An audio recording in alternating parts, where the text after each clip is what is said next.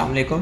Property की दुनिया में आपको खुशामदीद। दोस्तों, आपके वीडियो का थंबनेल का देखकर ही आपको अंदाज़ा हो चुका है कि तेसर टाउन फ़ेज़ 2 के जो दो नए उभरते हुए सितारे हैं, सेक्टर 17 और सेक्टर 21, सेक्टर 21, इसके हवाले से आज मैं अपनी वीडियो लेकर आया हूँ। तो वीडियो शुरू करने से कबल अगर आपने मेरे चैनल को सब्सक्राइब नहीं किया तो सब्सक्राइब कर लें, ताकि आने वाली मज़ीद इन्फॉर्मेटिव वीडियो से आप आगाह होते रहें। तो सबसे पहले तो सेक्टर 17 और 21 ये एग्ज़िस्ट कहाँ करते हैं, और ये फ़ेज़ 2 में अगर सुपर हाईवे से करीब आते हैं या खुदा की बस्ती के करीब आते हैं, और इनकी आजकल ज़्यादा सेल परचेज़ बढ़ने की वजह क्या है, ये मुख्तलिफ़ वजूहात हैं, और सेक्टर के अंदर कौन कौन सी कैटेगरीज़ के प्लॉट हैं और किस प्राइसेस के प्लॉट भी हैं। अच्छा, प्राइसेस वाइज अगर मैं बात करता हूँ तो फ़ेज़ 2 की अच्छी मुनासिब कीमत में आपको प्लॉट मिल जाते हैं, क्योंकि आपको पता है फ़ेज़ 1 के अंदर ऑलरेडी प्राइसेस अब 80 गज़ का प्लॉट अब 9 लाख रुपए से कम का कोई प्लॉट नहीं बचा, इवन 73 सेक्टर के अंदर भी। तो अब जिनके पास 5-6 लाख या 6.5 लाख रुपए की रेंज में अमाउंट है और वो 80 गज़ की कैटेगरी पे जाना चाह रहे हैं, तो उनके लिए सेक्टर 21 और सेक्टर 17 काफ़ी अच्छे ऑप्शन है, और एक्सेसिबिलिटी वाइज और पहुँचने के हवाले से भी ये काफ़ी अच्छे सेक्टर्स मैं समझता हूँ कि ये हैं, और बिल्कुल फ्लैट सेक्टर्स हैं। कोई ऐसा नहीं है कि खड्डे वगैरह हैं या इंक्रोचमेंट है या कब्ज़ा है। और पहुँचने के अतबार से भी इसको सुपर हाईवे से भी आप डायरेक्ट लिंक अप कर सकते हैं सेक्टर 17 को भी। तो ये पस मंज़र था सेक्टर 17 का, जो मैं इसको दो नए उभरते हुए सितारे समझता हूँ।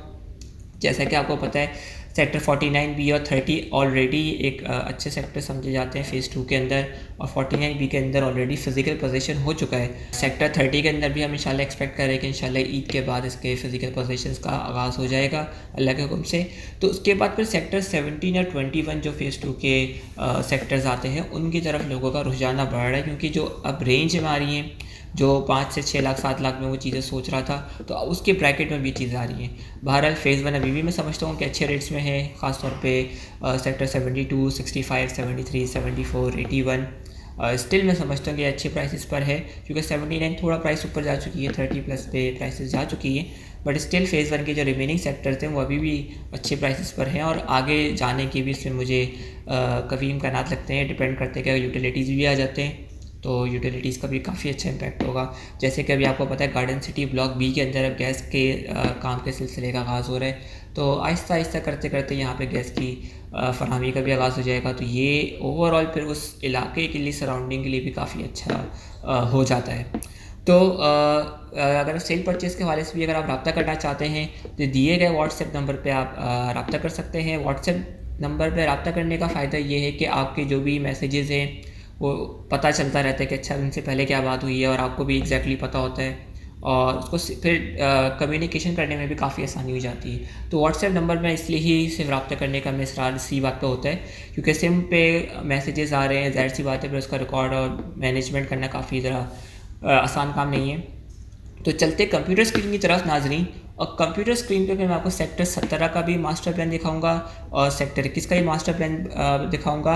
और उससे पहले मैं आपको एक बात और बता दूं कि सेक्टर 17, 21, 22, 23 और 25, ये 5 सेक्टर्स ऐसे हैं जिनके मैप्स रिवाइज़ हुए हैं, और इनके रिवीजन का क्या मकसद था, ये क्यों हुए हैं, और सेक्टर 18 का या सेक्टर 95 का मैप क्या क्या रीज़न बना कि वो रिवीजन या रिवाइज़ नहीं हो सके, और सेक्टर 17, 21, 22, 23 और 25 क्यों रिवाइज़ हुए, और सेक्टर 21, 22, 23 ये ख़ास तौर पर सेक्टर्स ऐसे हैं जो न्यू बैलेटिंग में भी आए हैं, जो 2006 की बैलेटिंग में भी थे और 2019 की बैलेटिंग में भी हैं। तो इनकी क्या वजूहात थी, तो ये मैं अपने कंप्यूटर स्क्रीन की तरफ चलते हैं, और वहाँ पे फिर हम इस पूरे सिनेरियो को डिस्कस करते हैं। तो चलते हैं नाज़रीन कंप्यूटर स्क्रीन की। तो नाज़रीन, आपने सेक्टर 17 और 21 आप मुलाहिज़ा कर सकते हैं, ये मैं आपको पॉइंटर से मार्क भी कर देता हूँ। सेक्टर 17 और 21, ये रहे सेक्टर 17 और 21, ये दोनों सेक्टर्स आपस में वेरी वेल कनेक्टेड हैं, और पहला पॉइंट ये है। दूसरा जो है, ये सेक्टर 17A के साथ भी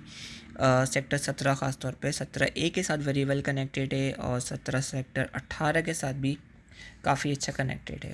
तो 17 और 21 सेक्टर में हम एक्सपेक्ट भी कर रहे हैं कि जैसे जैसे फ़ेज़ 2 में हम पोजीशन की तरफ जा रहे हैं, सेक्टर 49B में फ़िज़िकल हुआ है, 30 का इंशाल्लाह एक्सपेक्टेड है कुछ अरसे के अंदर, और इसी तरह से हम एक्सपेक्ट कर सकते हैं कि सेक्टर 17 और 21 में भी जल्द पोजीशन की तरफ, फ़िज़िकल पोजीशन की तरफ हम मामला देख सकते हैं। बहरहाल अब इस जंगल में कौन पोजीशन लेगा, ये तो अल्लाह ही जानता है। फिज़िकल पोजीशन अब 17 और 21 में देने जा रहा है, तो देखें कोई ना कोई तो पोजीशन बहरहाल कंस्ट्रक्शन स्टार्ट करेगा। 17 और 21 का जो सबसे बड़ा प्लस पॉइंट है, और 17 भी इवन मुझे इसी वजह से पसंद है न्यू बैलेटिंग में भी, और 18 भी। 17 सेक्टर अगर आप ये जो रोड जा रहा है, अगर आप इस रोड की बात करें, 17 सेक्टर की मैं बात कर रहा हूँ, यहाँ से जो 150 फीट का रोड जा रहा है और जो 17A से भी होता हुआ स्ट्रेट यहाँ से सीधा आप नॉर्दर्न बाईपास और सुपर हाईवे को कनेक्ट करते हैं।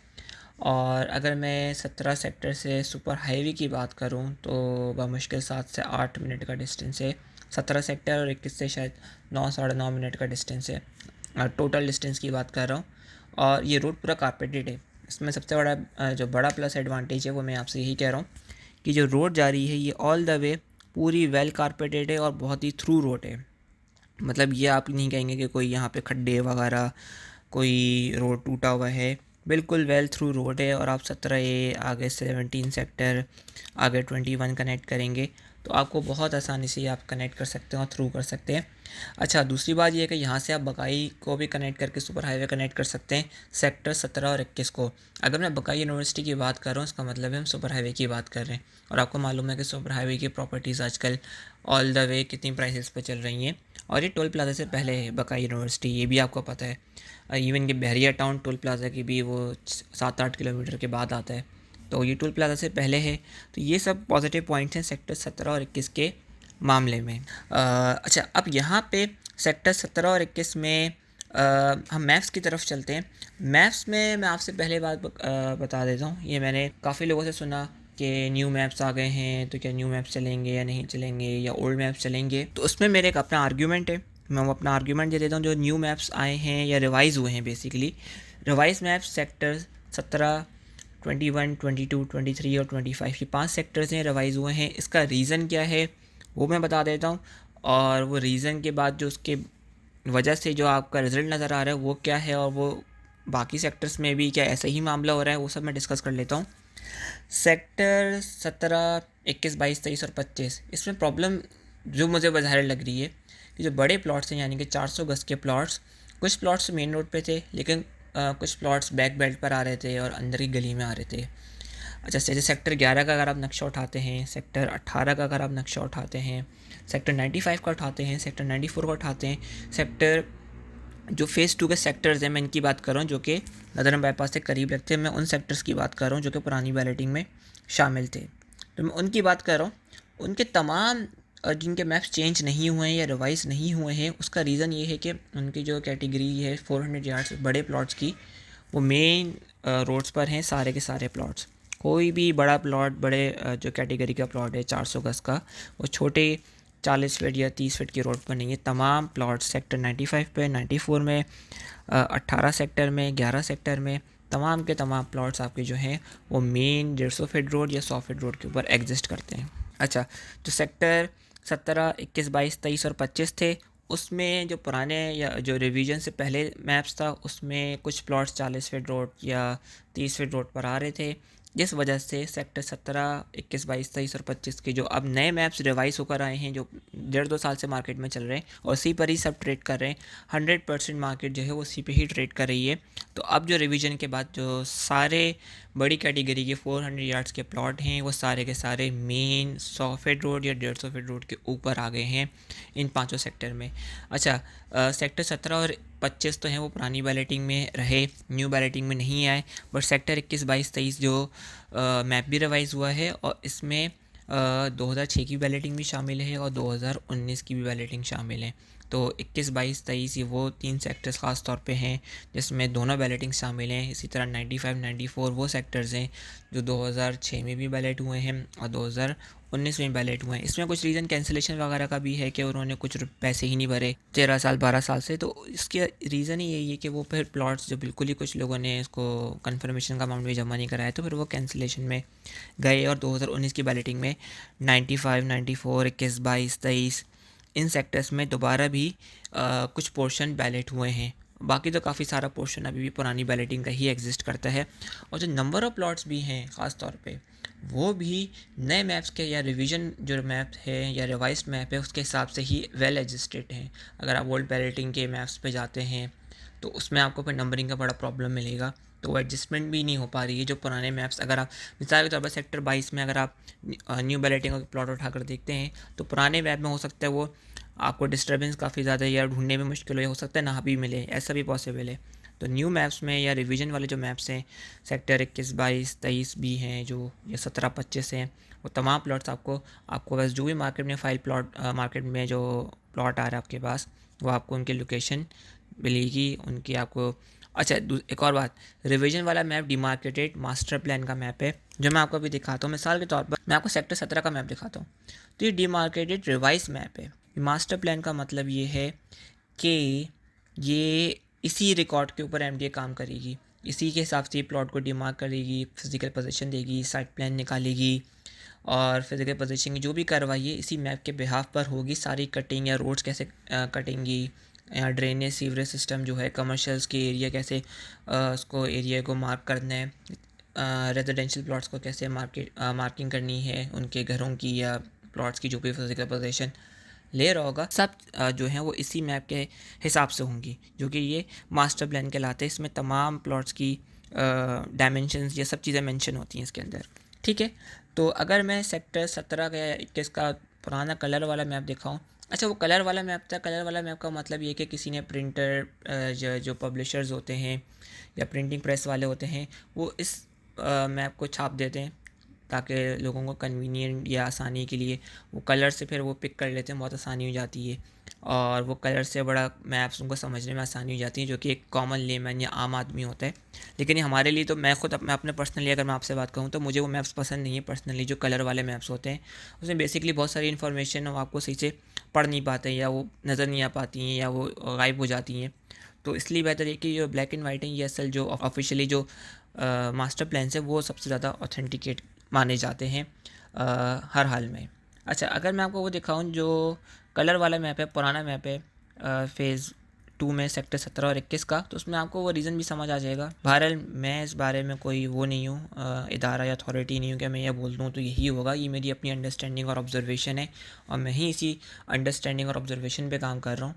तो मैंने अपनी अंडरस्टैंडिंग ऑब्जर्वेशन बताई। मैं ये नहीं कहूँगा कि मैं खुद एमडी हूँ, क्या एमडी है, मैंने ये बोल दिया कि ये ऐसा होगा। मैं इस बारे में कोई भी जाहिर सी बात है जिम्मेदारी नहीं ले सकता। आपके पास सेक्टर 17 का मैप है, इसमें यहाँ पे 40 फीट रोड पे भी 400 गज़ की कटिंग्स आपको नज़र आ रही हैं, ठीक है नाजरीन।